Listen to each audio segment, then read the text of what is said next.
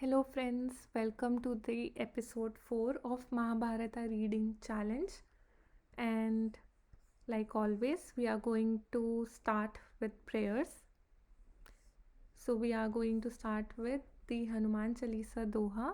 Shri Guru Charan Saroj Raj, Nijman Mukur Sudhar, Parnav Raghubar, Bimal Jasu, Jo Dayaku Falchar, बुद्धिहीन तानु जानी के सुमिरो पवन कुमार बल बुद्धि विद्या देहु मोहि हरहु कलेस विकार बजरंग बाण निश्चय प्रेम प्रतीत ते विनय करु सन्मान तेहि के कारज सकल सुख सिद्ध करे हनुमान जय हनुमंत संत हितकारी सुन लीजिए प्रभु अर्ज हमारी जिनके काज विलंब न कीजिए आतुर दूर महासुख दीजिए. And also we have prayed last time this, which was from the old Mahabharata, which was telecasted on the television.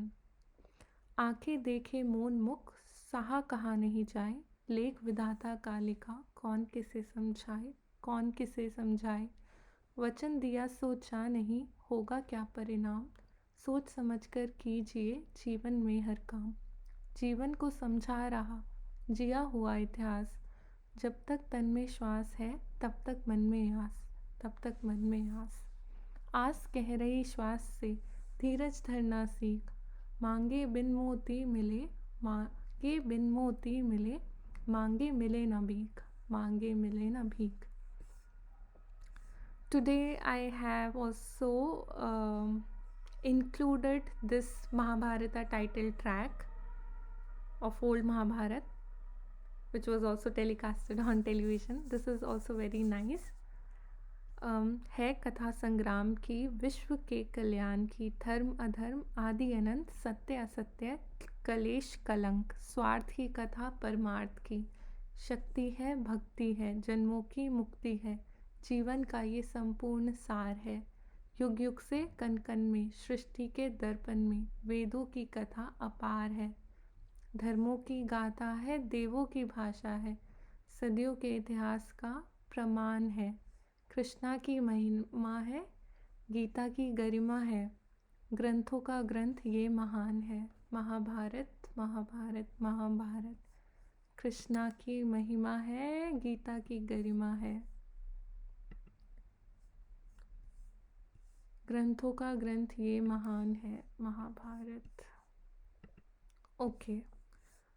So until now we have finished until here and Indraprasth. So today we are going to do again like almost 7 chapters, almost 6 chapters. Let's see if we can do these 6 chapters or not. Okay, where are we?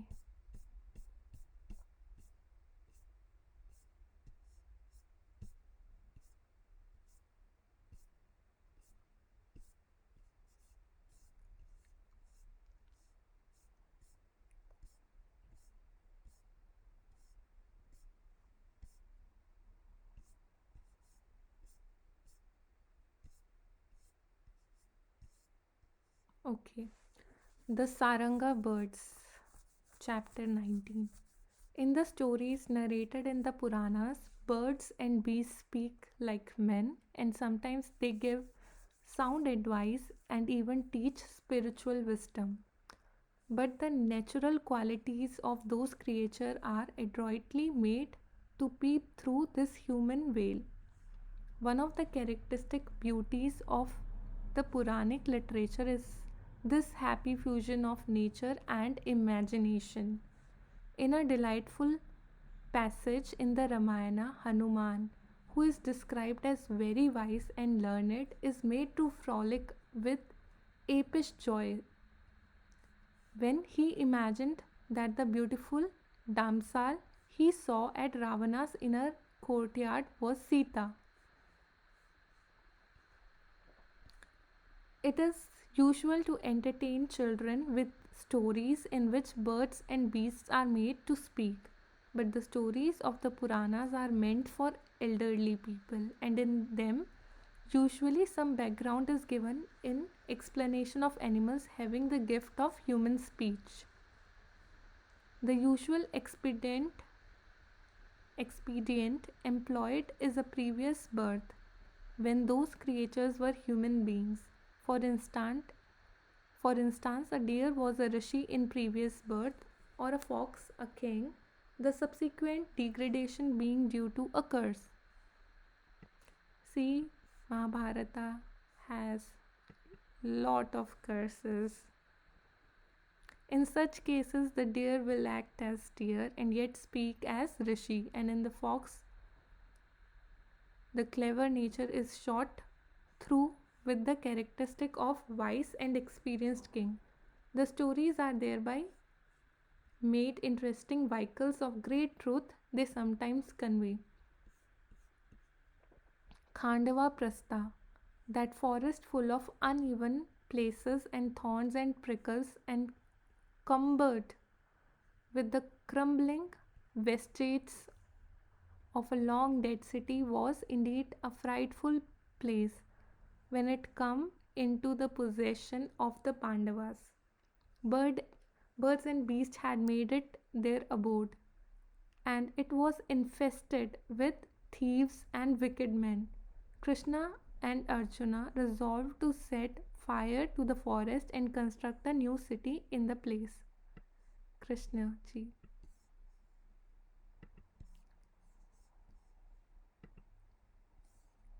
A saranga bird was living there with its four fledglings. The male bird was pleasantly roaming about in the forest with another female bird, neglecting wife and children. The mother bird looked after its young ones. As the forest was set on fire, as commanded by Krishna and Arjuna, and the fire spread in all directions, doing its destructive work, the worried mother bird began to lament. The fire is coming nearer and nearer, burning everything, and soon it will be here and destroy us. All forest creatures are in despair, and the air is full of ag- agonizing crash of falling trees. Poor wingless babies, you will become a prey to fire. What shall I do? Your father has deserted us, and I am not strong enough to fly away carrying you with me. To the mother who was wailing thus, the children said, Mother, do not torment yourself on your account. Leave us to our fate. If we die here, we shall attain a good birth in some future life. If you give up your life for our sake, our family will become extinct. Fly to a happy, fly to a place of safety, take another mate, and be happy. You will soon have other children and be able to forget us.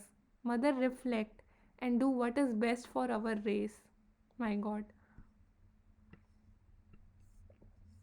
Despite this earnest entreaty, the mother had no mind to leave her children. She said, I shall remain here and perish in the flames with you.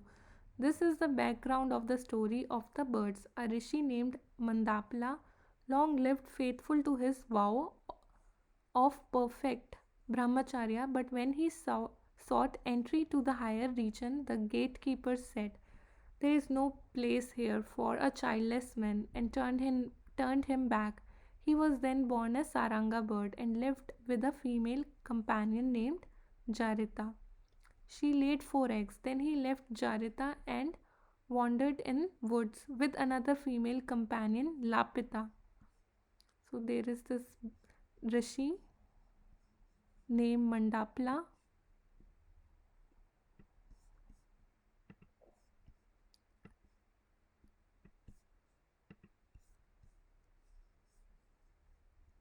who is now born as Saranga bird, and he lived with a female companion named Jarita. She laid 4 eggs. Then he left Jarita and wandered in the woods with another female companion, Lapita. Jarita, Lapita, Saranga. Okay, the 4 eggs of Jarita hatched in time, and they were the They were the four birds mentioned above. As they were the children of a rishi, they could cheer and encourage their mother in the way they did. The mother bird told her children, "There is a rat hole by the side of this tree. I shall put you there. You can get into the hole and escape the fire. I shall close the mouth of the hole with earth, and fire will not touch you. When the fire dies down, I shall let you out." Okay, so mother bird told her children, "There is a rat hole by the side of this tree, and I shall put you there." Okay, the children would not agree. They said, "The rat in the hole will devour us. It's better to perish in the flame than to die ignobly by being eaten up by rats.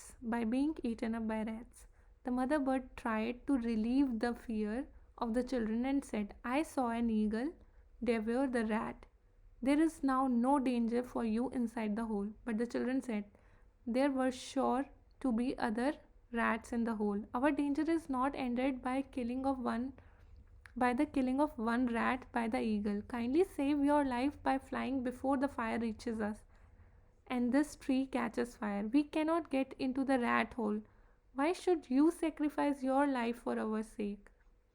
How have we merited it, who have done nothing for you? We have only brought you unhappiness since we came into the world. Take another mate and live happily." The fire which destroyed the whole forest mercifully left the baby bird unscathed. Unscathed. When the fire had subsided, the mother bird came back and saw with wonder that her children were safe and chirping merrily. She embraced them and was intensely happy. While the fire was raging, the male bird, anxious for the safety of his young one, had expressed his fears to his new love bird, Lapita. She had petulantly upbraided him. Hearing his repeated laments, "Is it so?" she said. "I know your mind. I know that you desire to go back to Jarita, having had enough of me. Why falsely bring in the fire and the children? You have yourself told me that the children of Jarita would never perish in fire, since the fire god has given you that boon. You may as well tell the truth and go away if you like to your beloved Jarita. I shall only be another of the many trusting females betrayed by unworthy male and cast out wandering in the forest. You may go." The bird Mandapala said, Mandapala is the rishi now born as Saranga, said, "Your assumption is untrue. I took birth as a bird for obtaining children, and I am naturally anxious about them. I shall just go and see them and then come back to you." Having thus consoled his new mate, he went to the tree where Jarita was seated. Jarita paid no attention to her consort but remained absorbed in joy at finding her children alive. Then she turned to her husband and asked, in an indifferent tone, why he had come. He replied with affection, "Are my children happy? Who is the eldest among them?" Then Jarita cut in icily, "Do you greatly care? Go back to her for whom you abandoned me. Be happy with her." Mandapla philosophized, "A woman will not care for her husband after she has become a mother. Such is the way of the world." Even the blameless Vasishtha was thus ignored by Arundhati. Okay, so Mandapla philosophized, "A woman will not care for her husband after she has become a mother. Okay, let's see. Jarasandha. The Pandavas ruled Indraprastha in all glory. Those who surrounded Yudhishthir urged him to perform the Rajasuya sacrifice and assume the title of emperor. It is evident that imperialism had an irresistible glamour even in those days. Yudhishthira sought Sri Krishna's advice in this matter. When Krishna learned that Dharmaputra desired to see him, Yudhishthira is also known as Dharmaputra, and he is seeking advice of Lord Krishna. When Krishna learned that Dharmaputra desired to see him, he set out in the chariot harnessed with swift horses and reached Indraprastha. Yudhishthira said, "My people urge me to perform Rajasuya, but as you know, only he who can secure the respect and allegiance of all kings can perform that sacrifice and win the status of emperor. Advise me, you are not among those whose affection make them blind and partial, nor are you one of those who advise to please and whose counsel is pleasant rather than true or wholesome." So see here, Dharmaputra said, Yudhishthira said to Krishna, "My people urge me to perform Rajasuya, to become king." Here we saw the sacrifice and assume the title of emperor. Okay, so what is his concern? Only he can secure the respect and allegiance of all kings, can perform the sacrifice and win the status of emperor. Advise me, you are not among those whose affection make them blind and partial, nor are you one of those who advise to please and whose counsel is pleasant rather than true or wholesome. So basically here he is praising Krishna that I know that you are not, your affection will not make me blind and partial, and neither you are one of those who advise to please and whose counsel is pleasant rather than true or wholesome. So basically he's trying to tell Krishna that you are true and wholesome. You are not someone who just pleases. Okay, Krishna replied, "Quite so." Okay, and that is why you cannot be emperor while the mighty Jarasandha. Okay, Jarasandha of Magda is alive and unconquered. He has conquered many kings and hold them in subjection. All the Kshatriyas, including the redoubtable Shishupala himself, are afraid of his prowess and are submissive to him. Have you not heard of the wicked Kamsa, the son of Ugrasen, after he had become the son-in-law and the ally of Jarasandha? My people and I attacked Jarasandha. After 3 years of continuous fighting, we had to acknowledge the defeat and we left Mathura and moved to Dwarka in the west and built a new city where we are living in peace and plenty. Even if Duryodhan, Karan, and others do not object to your assuming the title of emperor, Jarasandha will certainly oppose it. And the only way to overcome his opposition is to defeat and kill him. You can then not only perform the Rajasuya but also rescue and win the adherence of the kings who languish in his prison. Okay, so Krishna ji advised him to fight and kill, to defeat and kill this Jarasandha, because there are many kings also in his prison and they are languishing for the escape.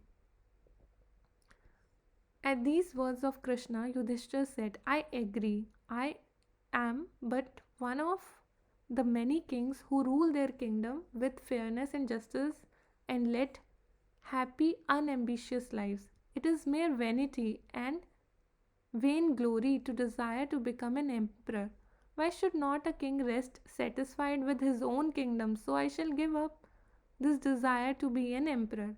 And really, the title has no temptation for me. It is my brothers who wish it. When you yourself are afraid of Jarasandha, what can we hope to do?" So see, here Dharamraj or Dharamputra Yudhishthir is always like, I don't want to do it for myself, but my brothers are telling me to do this. And he's always ready to give up or sacrifice something. So I shall give up this desire to be an emperor, and really the title has no temptation for me. It is my brothers who wish it. And now he is telling Krishna that you yourself are afraid of Jarasandha. What can we hope to do now?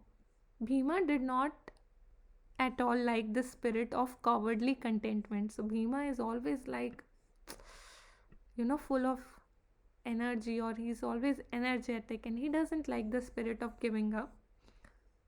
But actually, this is not the spirit of giving up, that's the spirit of sacrifice, because he's too noble. Okay, so Bhima said, ambition is the noblest virtue of a king. What is the good of being strong if one doesn't know his own strength? So here Bhima said, it's very important also nowadays, where we are not aware of our strength in the times, in the hard times, or something, or sometime when something difficult happens in our life, we forget our strength. Even Hanumanji forgot their strength for a long period of time.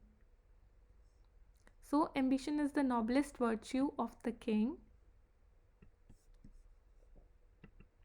What is the good of being strong if one doesn't know his strength? I cannot reconcile myself to live a life of idle ease and contentment. Ideal ease, idle ease and contentment. He who casts off indolence and properly employs political means can conquer even those stronger than himself. Strength reinforced by stratagem will surely do much. What indeed cannot be accomplished by a combination of my physical strength, Krishna's wisdom, and Arjuna's dexterity. So, Krishna is known for his wisdom. Here, we can conquer Jarasandha's might if we three join and set about it without doubts or fear. Krishna interposed, Jarasandha should certainly be slain and fully deserves it. He has unjustly cast 86 princes in the prison. He has planned to immolate 100 kings and is waiting to lay hold of 14 more. If Bhima and Arjuna agree, I shall accompany them, and together we will slay the king by stratagem and set free the imprisoned Princess. Prince. I like this suggestion. Bhima's. Krishna said to Bhima. Yudhishthir was not pleased with the advice. He said, this may really mean sacrificing Bhima and Arjuna, who are to me as my two eyes, merely to gratify a vain desire to be an emperor. I do not like to send them on this dangerous errand. It seems to me far better to give up the idea altogether. So see, Yudhishthir is now fearful here, because he thinks that in the when they are going to defeat this Jarasandha, might be my brothers can be killed. So he was not pleased with this advice of Bhima and Krishna, because he was thinking that maybe this may harm Bhima and Arjuna, and I may lose them. So it's his fear.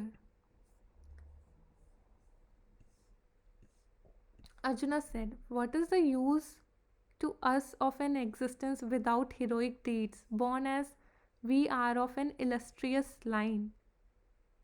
So Arjuna is saying that what is the use to us of an existence without heroic deeds, as we are an example. We are from the line of examples, where people have set the examples. A Kshatriya, though endowed with all other good qualities, will not become famous if he does not exert himself. Enthusiasm is the mother of success. So one should show enthusiasm while performing any new project or anything.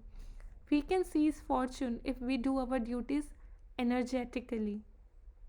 Oh, that's nice to know. We can seize fortune if we do our duties energetically. So guys, here we have so much to learn from the conversations of Pandavas with Krishna, because Krishna is full of wisdom, and what we can learn is how we can use this wisdom in our day to day life. So basically, they make strategy for everything, and they plan it before doing it. And they are saying now we can seize fortune if we do our duties energetically. Even a powerful man may fail if even a powerful man may fail if through lassitude he does not employ the means he has. Okay, so he says that even a powerful man may fail if he does not employ the means he has. Failure is due, in vast majority of cases, to ignorance of one's own strength. So failure is due in the vast majority of cases to ignorance of one's own strength. So one should recognize their strength. We know we are strong and we are not afraid of using our strength to utmost. Why should Yudhishthira suppose that we are incapable of this? When we have become old, it will be time to assume the ochre robe, resort to the forest, and pass the rest of our days in penance and austerities. Now we should lead strenuous lives and do heroic deeds worthy of the tradition of our race. Krishna was delighted to hear these words. So whenever someone doesn't want to give up during their bad times or hard times, Krishna becomes delighted to see this inner strength of those people. And surely Krishna comes to help those people, to make them more wise, to make them see things not just only from emotional perspective but also from uh, the perspective of dharma, what is right and wrong, or not just perspective from practical perspective where people may want to defeat other people for their own benefit. What else can Arjuna, born of Kunti in the Bharata, rates advice? Death comes to all, the hero as well as the sluggard. But the noblest duty of a Kshatriya is to be true to his race and faith, and overcoming his foes in righteous battle to win glory. So here also he is saying that one should overcome their enemies in righteous battle to win glory. See how Arjuna is, you can see Arjuna's strength here, that he is not afraid of being killed by Jarasandha. Finally, Yudhishthira assented to the unanimous opinion. Oh, sorry, I'm sorry. Unanimous. Finally, Yudhishthira assented to the unanimous opinion that their duty lay in slaying Jarasandha. This conversation has curiously modern ring about it, and show that powerful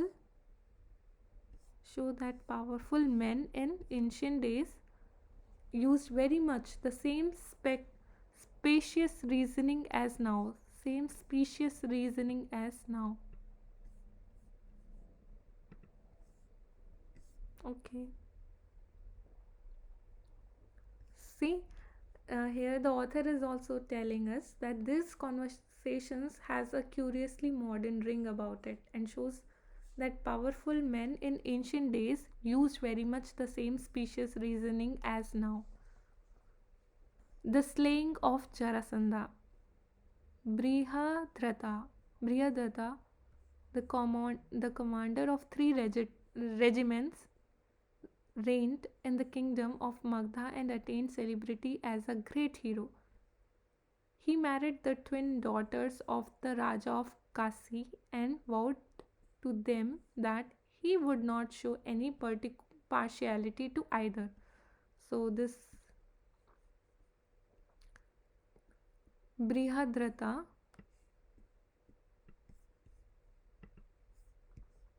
is has married the twin daughters of the Raja of Kasi, and vowed to them that he would not show any partiality to either.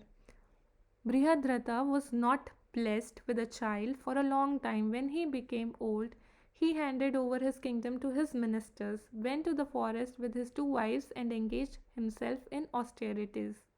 He went to sage Kaushika of the Gautama family with a sorrowful longing for a children in his heart, and when the sage was moved with pity and asked him what he wanted, he answered, I am childless and have come to the forest, giving up my kingdom.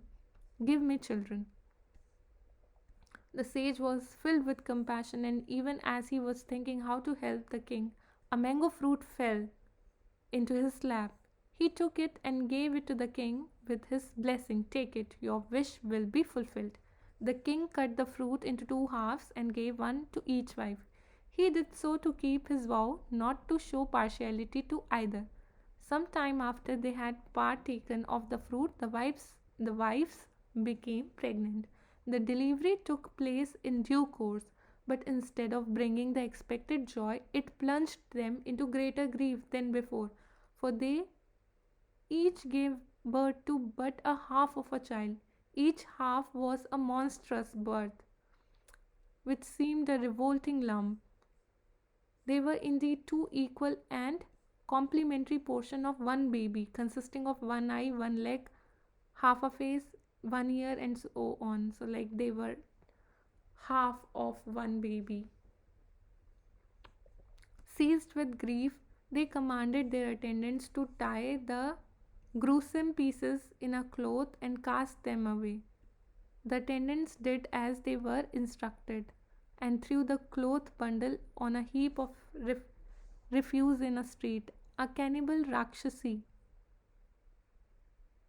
chanced upon that place. She was elated at seeing the two pieces of flesh, and as she gathered them up, both at once, accidentally the half came together the right way, and they at once adhered together and changed into a whole living child, perfect in every detail. The surprised Rakshasi did not wish to kill the child. She took on the guise of a beautiful woman and going to the king presented the child to him, saying, This is your child. The king was immensely delighted and handed it over to his two wives. This child became known as Jarasandha. He grew up into a man of immense physical strength, but his body had one weakness, namely that being made up by the fusion of two separate parts, it could be split again into two if sufficient force was used. This interesting story embodies the important truth that two sundered part two sundered part joined together will still remain weak with a tendency to split. So that's also important here.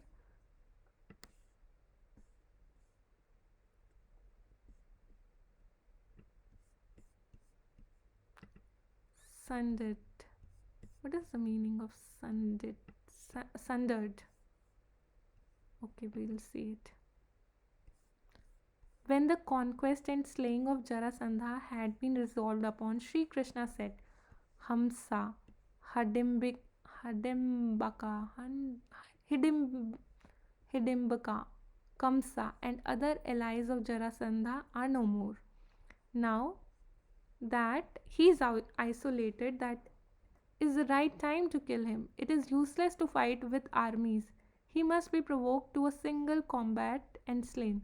According to the code of honor of those days, a Kshatriya had to accept the challenge to a duel, whether with or without weapons. The latter sport was a fight to the death with weighted gauntlets, or a wrestling to the death in catch style. This was the Kshatriya tradition to which Krishna and Pandavas had recourse for slaying Jarasandha. They disguised themselves as men who had taken religious vows, clad in robe of bark fiber and carrying the holy darbha grass in their hands. Thus they entered the kingdom of Magdha and arrived at the capital of Jarasandha. Jarasandha was disturbed by port- portents of ill omen. To ward off the threatened danger, he had propitiatory rites performed by the priest and himself took to the fast and penance. Krishna, Bhima, and Arjuna entered the palace unarmed. Jarasandha received them with respect, as their noble bearing seemed to indicate an illustrious origin. Bhima and Arjuna made no reply to his words of welcoming because they wished to avoid having to tell lies. Okay, that's nice. Krishna spoke on their behalf. These two are observing a vow of silence for the present at part of their austerities. They can speak only after midnight. Jarasandha entertained them in the hall of sacrifice and returned to the palace. It was the practice of Jarasandha to meet noble guests who had taken vows and talk to them at their leisure and convenience. So he called at midnight to see them. Their conduct made Jarasandha suspicious, and he also observed that they had on their hands the scars made by bowstring that and had besides proud bearing of Kshatriyas.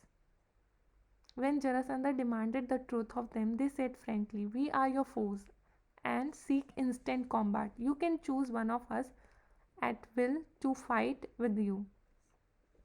After acquainting himself as to who they were, Jarasandha said, "Krishna, you are coward, and Arjuna is a mere boy.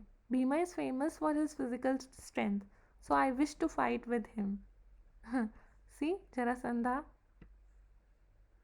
proudly said to Krishna, "You are a coward.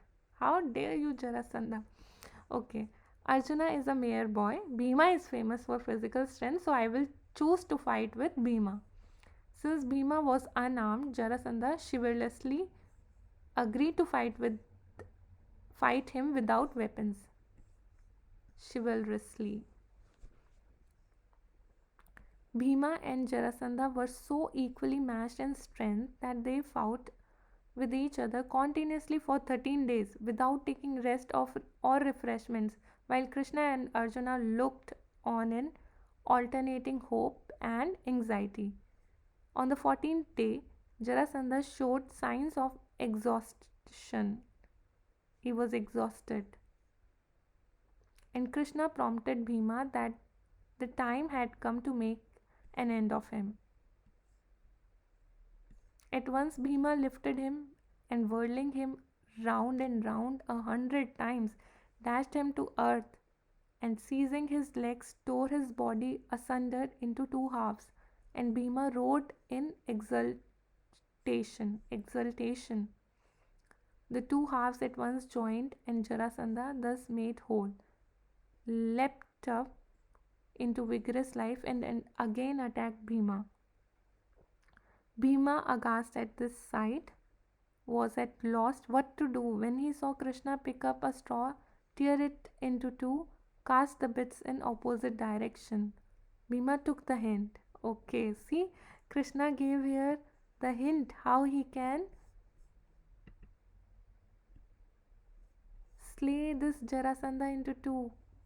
So Krishna pick up a straw, tear it into two, and cast the bits in opposite direction. Bhima took the scent, and when once again he tore Jarasandha asunder, he threw the two portions in opposite directions so that they could not come together and join.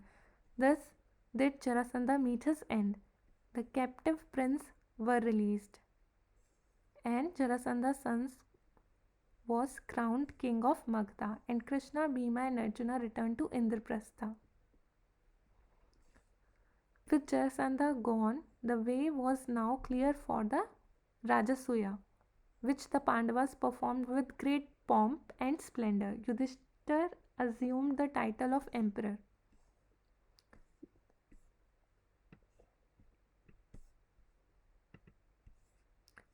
The celebration were marked, marked by only one incident. Towards the close of this festive celebration, at the time of playing the first honor, Sisupala behaved disrespectfully in the assembly of prince and provoked a fight with Krishna in which he was slain. The story is told in the next chapter. Okay. The practice of staging a walkout from an assembly in protest against something is nothing new. Okay, what is this?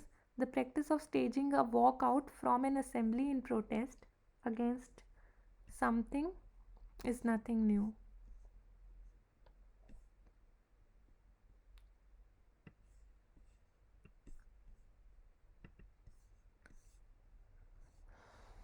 We learn from Mahabharata that walkout was resorted to even in ancient times. People tend to walk out when they don't like discussions, right? So that was also, that is, we have learned this from Mahabharata. The India of those days consisted, so this conditioning is coming from the Mahabharata. The India of those days consisted a number of independent states. Though there was one dharma and one culture throughout the land, the autonomy of each state was scrupulously respected. Scrupulously, scrupulously, scrupulously.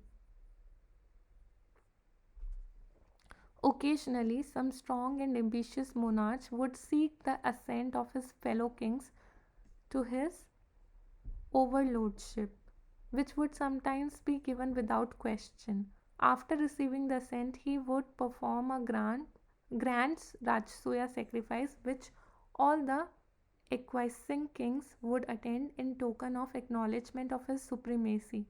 In accordance with this custom, the Pandavas invited the other kings after slaying of Jarasandha and performed the Rajasuya. The time came for doing the honors of the occasion. The custom was to render first honor to the guest who was considered most worthy of taking precedence precedence over all others. The question arose as to who should be honored first.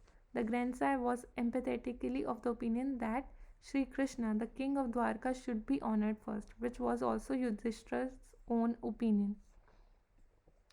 Yudhishthira followed the advice, and under his instruction Sahadeva offered Sri Krishna the honor enjoined by tradition. So one should offer everything firstly to Krishna. Sisupala, the king of Shedi, who hated Krishna as wickedness alone can hate goodness, could not tolerate it. He laughed aloud in derision and said, "How ridiculous and unjust! But I am not surprised. The man who sought the advice was born in illegitimacy." This was an insulting allusion to the sons of Kunti. The man who gave advice was born of one who ever declines from high to low. This is in the reference to the fact that Bhishma was born of Ganga, the river naturally flowing from higher to lower levels. And he who did the honor was also born illegitimately. And what shall I say of the man honored? He is fooled by the birth and covered by breeding. Dumb indeed must be the member of this assembly if they have not a word to say to this. This is no place for a worthy man. Some of the assembled princes applauded Sisupala. Encouraged by their applause, he addressed Yudhishthir. When there are so many kings gathered here, it is a shame that you paid the first honor to Krishna. Not to render respect where it is rightly due and to render it where it is not merited are both equally grave offense. So what are they saying? When there are so many kings gathered here, it is a shame that you paid the first honor to Krishna. Not to render respect where it is rightly due and to render it where it is not merited are both equally grave offense. It is a pity that for all your imperial pretensions, you are ignorant of this. Getting more and more angry as he spoke, he continued, ignoring the many kings and heroes who are here at your own invitation and in malicious despise of them, you have paid royal honors to a coward boor, a mere nobody. Vasudeva, the father of Krishna, was but a servant of Ugrasena. He is not even of royal blood. Is this the place and the occasion to show your vulgar partiality for Krishna, the son of Devaki? Is this worthy of children of Pandu? O sons of Pandu, you are raw, untaught youth, altogether ignorant of the way to conduct a royal assembly. This dotard Bhishma guided you foolishly and thus made fools of you. Krishna is no real ruler at all. O Yudhishthir, why did you dare to do this wretch first honor in the illustrious assemblage of kings? He has not even the merit of age, and if you admire grey hair, is not his father alive? You could not have honored him as your preceptor, surely, for your preceptor is Drona, who is here in this assembly.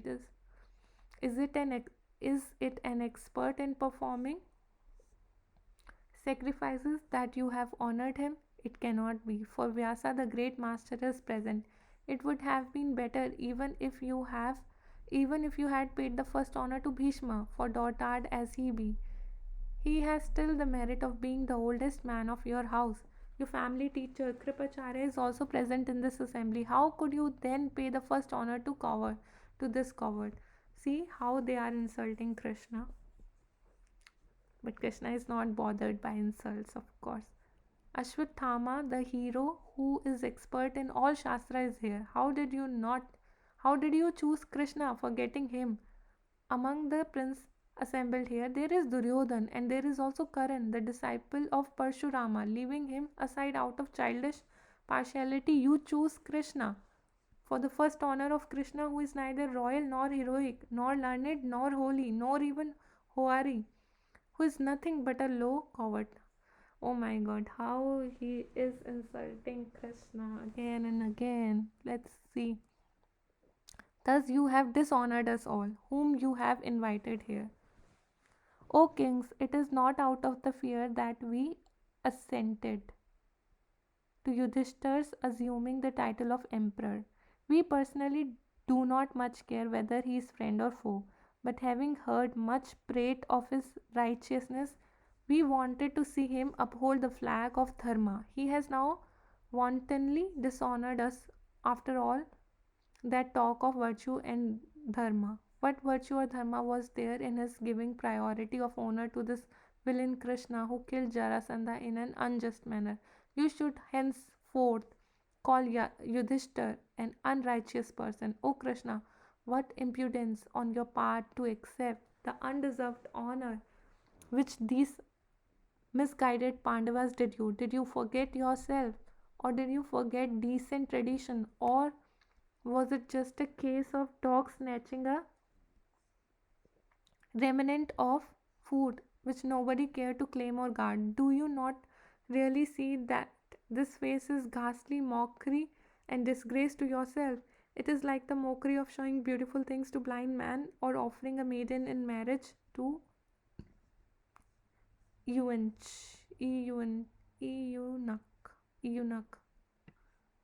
What is the meaning of eunuch?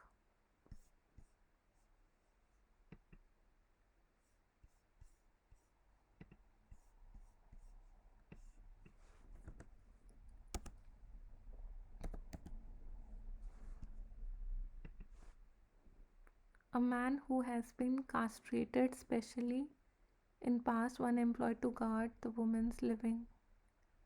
An infectual person, okay. Eunuch. Eunuch. Eunuch. Eunuch. Eunuch. So he's silent. Eunuch. Likewise, this kingly honors are really an affront to you. It is now evident that would be Emperor Yudhishthir, the senile Bhishma and this fellow Krishna are all made of same stuff. After Sisupala had spoken these harsh words, he rose from his seat and walked out, calling upon the other kings to join him in resenting the insult. Many of them followed him. Yudhishthira ran after them and tried to appease them with sweet words of peace, but in vain, for they were too angry to be appeased. Sisupala's aggressive vanity waxed to fighting pitch, and there ensued a terrible fight between Krishna and Sisupala, in which the latter was slain by his discuss. The Rajasuya was duly celebrated and Yudhishthir recognized emperor. Okay. Shakuni comes in. At the close of Rajasuya, the priests, and elders who had gathered for the purpose took leave and returned to their places. Vyasa also come to say farewell. Dharmaputra rose and received him due respect with due respect and said by his side the sage, O son of Kunti, you have got the title of emperor which you eminently deserve. May the illustrious Kuru race gain even greater glory through you. Give me leave to return to my hermitage. Yudhishthir, Yudhishthir touched the feet of his progenitor and Guru and said, O master, you alone can remove my apprehensions. Wise men have predicted from portents the happening of catastrophic event. He has this prediction been fulfilled by the death of Shishupala or is more to ensue? Bhagwan Vyasa replied, Dear child, much sorrows and suffering is in store for 13 years to come. So, Vyasadeva already known.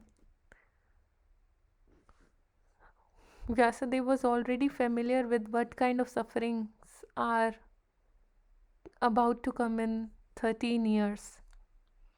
The portents indicate the destruction of Kshatriya race and are not exhausted with death of Shishupala. It is far from it. 100 of kings will perish and the old order of things will pass away.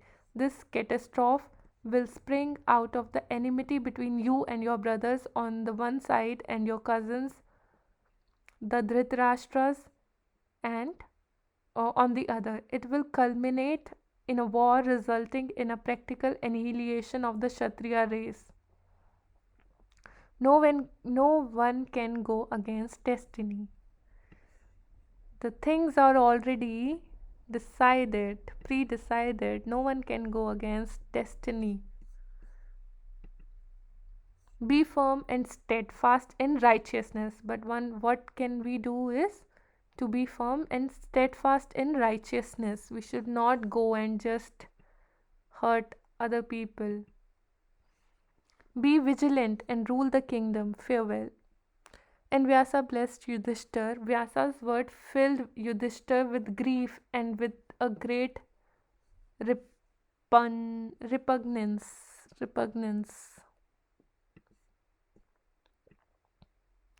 Great repugnance for worldly ambition and life itself. He informed his brother of the predictions of unavoidable racial disaster. Life seemed to him a bitter and weary business, and his destiny particularly cruel and unbearable. Arjuna said, You are a king, and it is not right for you to be agitated. Let us meet destiny with an undaunted front and do our duty. So when when some astrologer says to you, okay, now the 5 years are going to be tough for you because this is this dasha, and then what you should think about is to pray to the god, and also you should be fearless in meeting your destiny with an undaunted front and do your duty. Yudhishthira replied, Brothers, may God protect us and give us wisdom. For my part, I take this vow never to speak harshly to my brothers or to my kinsmen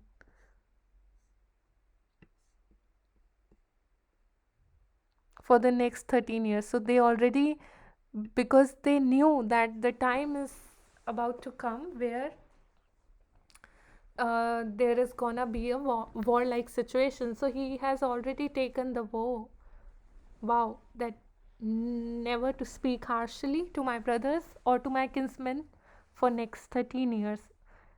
I shall avoid all pretext for conflict. I shall never give way to anger, which is the root cause of enmity.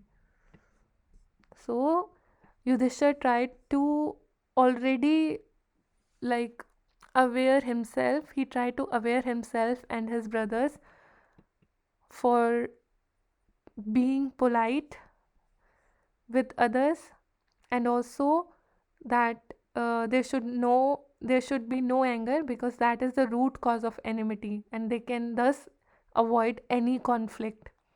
It shall be my duty to give no occasion for anger or pretext for hostility. Thus shall we profit by Bhagwan Vyasa's warning. His brothers expressed cordial assent. So the brothers were already cordial with this advice. They all were cordial. Okay, the first event of the series, which culminated in the devastating slaughter on the blood-sodden field of Kurukshetra, and the event which was the evil root of all, was the gambling match into which Yudhishthir was inveigled, inveigled, inveigled by Shakuni, who was Duryodhan's evil genius. Inveigled. Let's see the meaning. Invited.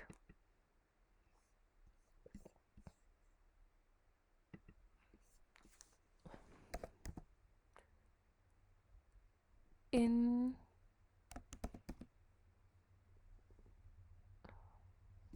what is the spelling?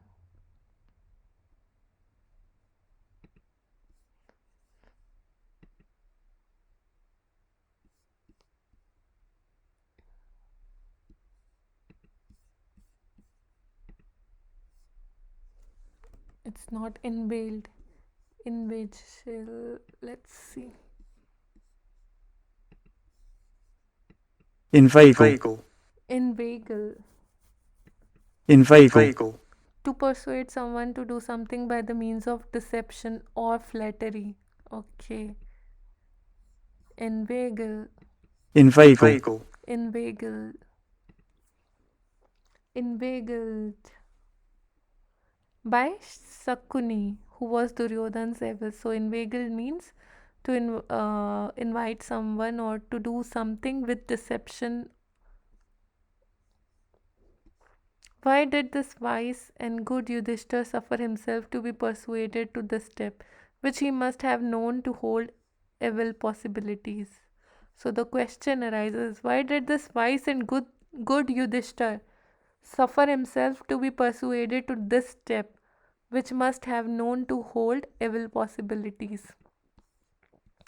The main cause was his fixed resolve to be on amicable terms with his cousins by not opposing their wishes. See, because he had already pledged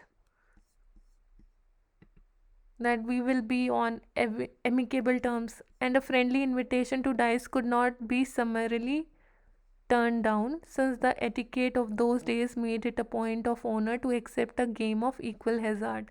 Out of his very anxiety to foster goodwill, he laid open the field for the poisonous seed of hatred and death. So he wanted to have the goodwill, but he didn't know that it was creating a field for the poisonous seed of hatred and death. Here is an illustration of the futility of human plans, however well meant or wise, without divine aid. See, also Yudhishthir did not take any divine aid in this. Here is an illustration of the futility of human plane, however well meant or wise. So, however, our intention might be wise or our intentions are good, but without the divine aid, our best wisdom is in vain against fate. And if destiny is kind, our very follies turn to our advantage. While Dharmputra was careworn with solicitude to avoid a quarrel at all costs, Duryodhan was burning with jealousy at the thought of the prosperity of the Pandavas that he had witnessed in their capital during the Rajasuya sacrifice. So Duryodhana was burning in jealousy already. Duryodhana saw unprecedented wealth, attractive and sight eluding crystal doors and many pieces of exquisite artistry in the court hall of Yudhishthir, all suggestive of great prosperity. He also saw how glad the kings of many countries were to become the allies of all the Pandavas, allies of the Pandavas. This gave him this gave him unbearable grief. He was so absorbed in sorrow at the prosperity of Pandavas that he did not at first hear Sakuni, who was by side, speaking to him. Shakuni asked, "Why are you sighing? Why are you tormented with sorrow?" Duryodhan replied, "Yudhishthir, surrounded by his brother, is like Indra, the king of gods. Before the very eyes of the assembled kings, Sisupala was slain, and not one of them had courage to come forward to avenge him. Like the Vyasa who live by trade, Vaisyas, sorry. Like the Vaisyas who live by trade, they betrayed their honor and jewels and riches for Yudhishthir's goodwill. How can I avoid giving way to grief after seeing all this? What is the good of living?" Shakuni said, "O Duryodhan, the Pandavas are your brother. It is not right on your part to be jealous of their prosperity. They are but enjoying their legitimate inheritance. By their good fortune, they have prospered and flourished without doing any injury to others. Why should you be jealous? How can their strength and happiness diminish your greatness? Your brothers and relation stand by you and obey you. Drona, Ashwatthama, and Karna are on your side. Why do you grieve when Bhishma, Kripa, Jayadratha, Somadatta, and myself are your supporter? You can conquer even the whole world. Do not give way to grief." At these words, Duryodhana said, "O Shakuni, it is true that I have so many to support me. Why should we not wage war and drive the Pandavas out of Indraprasth?" But Shakuni said, "No, that will not be easy, but I know a way to drive Yudhishthira out of Indraprastha without a fight or shedding of blood." The eyes of Duryodhana lighted up, but it seemed too good to be true. He asked incredulously, incredulously, incredulously, "Uncle, is it possible to overcome the Pandavas without sacrificing any life? What's your plan?" Sakuni replied, "Yudhishthir is fond of the game of dice, and being unskillful is altogether ignorant of the tricks and the opportunities it offers to clever people. If we invite him to the game, he would accept. Following the tradition of Kshatriyas, I know the tricks of the game and I shall play on your behalf. Yudhishthir will be helpless as a child against me. I shall win his kingdom and wealth for you without shedding a drop of blood." So the invitation. Duryodhan and Shakuni went to Dhritarashtra.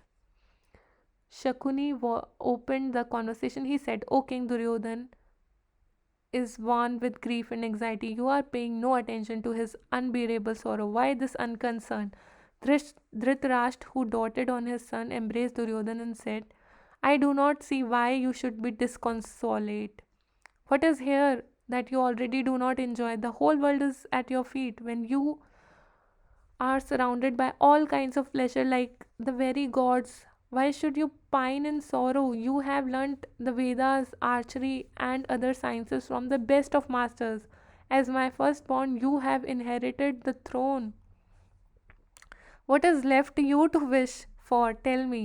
Duryodhana replied, "Father, like anybody else, rich or poor, I eat and cover my nakedness, but I find life unbearable. What is the use of leading such a life? And then he revealed in detail the envy and hatred that were eating into his vitals and depriving life of its savor. He referred to the prosperity he had seen in the capital of Pandavas, that to him was bitterer than the loss of his would have been. He burst out, contentment with one's lot is not a characteristic of Kshatriya. Fear and pity lower the dignity of king. My wealth and pleasure do not give me any satisfaction, since I have witnessed the greater prosperity of Yudhishthir. O king, the Pandavas have grown while we have shrunk. So see, Duryodhana is just burning out of jealousy, and he's comparing, and he's not happy. He has everything, but he's not happy with what he has. He's not great. He's not grateful for this mighty support he has, but he is very jealous of Yudhishthir because he have witnessed the greater prosperity of Yudhishthir. Dhritarashtra said, "Beloved child, you are the eldest son of my royal spouse and me, and higher of the glory and greatness of our renowned race. Do not cherish any hatred towards the Pandavas. Sorrow and death will be the sole result of hatred of kith and kin, especially when they are blameless." It's a very nice thing here.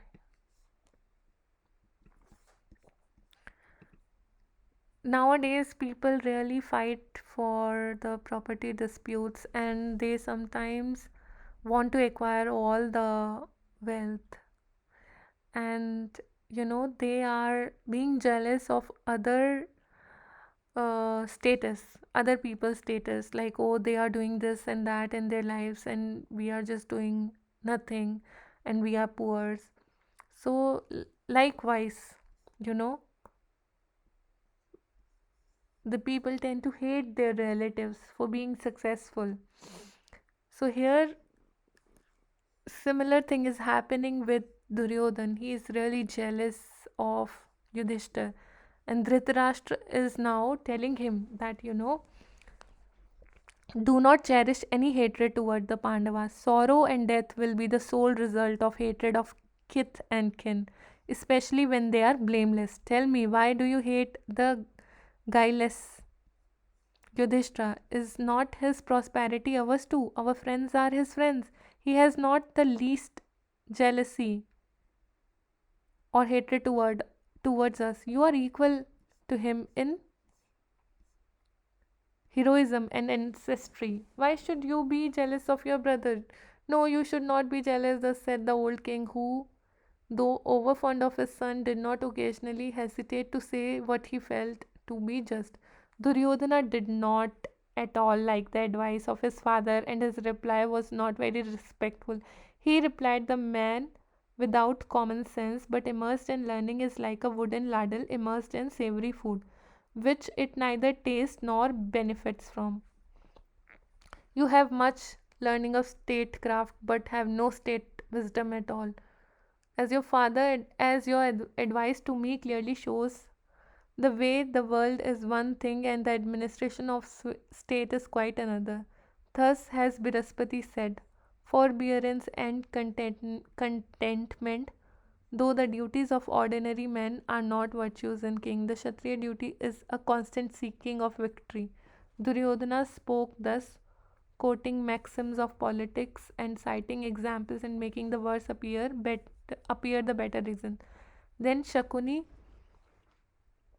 intervened and set forth in detail his infallible plan of inviting Yudhishthir to play the game of dice, defeating him utterly and divesting him of his all without recourse to arm. The wicked Shakuni wound up with saying, "It is enough if you merely send for the sons of Kunti to play the game of dice. Leave the rest to me." Duryodhan added, "Shakuni will win for me the riches of Pandavas without a fight if you would only agree to invite Yudhishthir."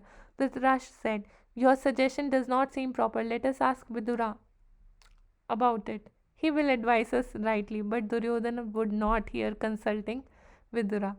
He said to father, Vidura will only give us the platitudes of ordinary morality, which will not help us to our object. The policy of king must be very different from the goody maxims of textbook and is sterner stuff of which the test is success.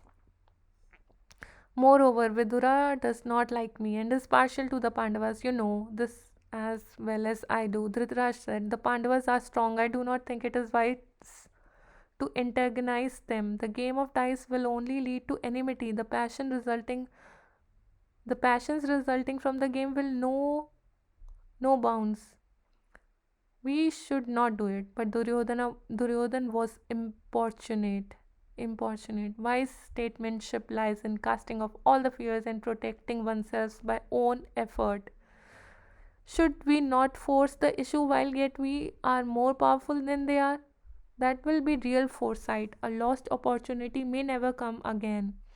And it is not as though we invented the game of dice to injure the Pandavas. It is an ancient pastime which Kshatriyas have always indulged in.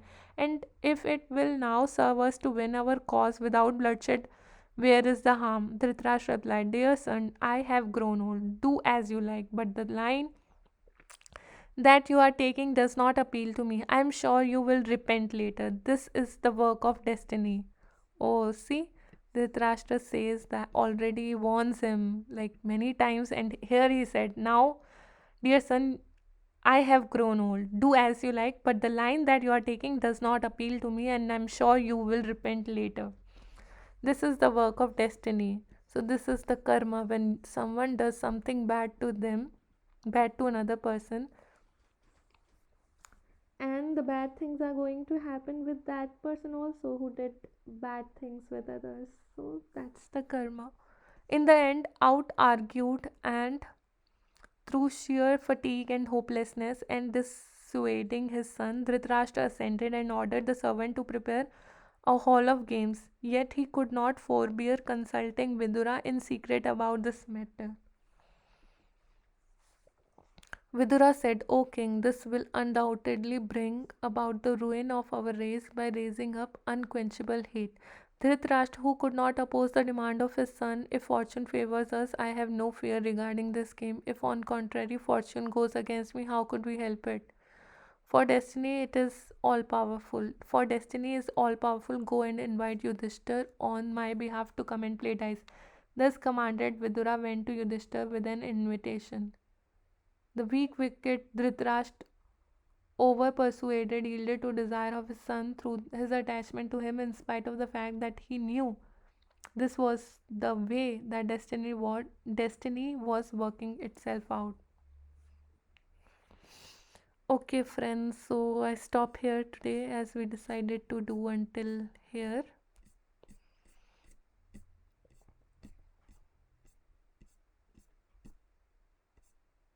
We have already read 50 pages in 4 days.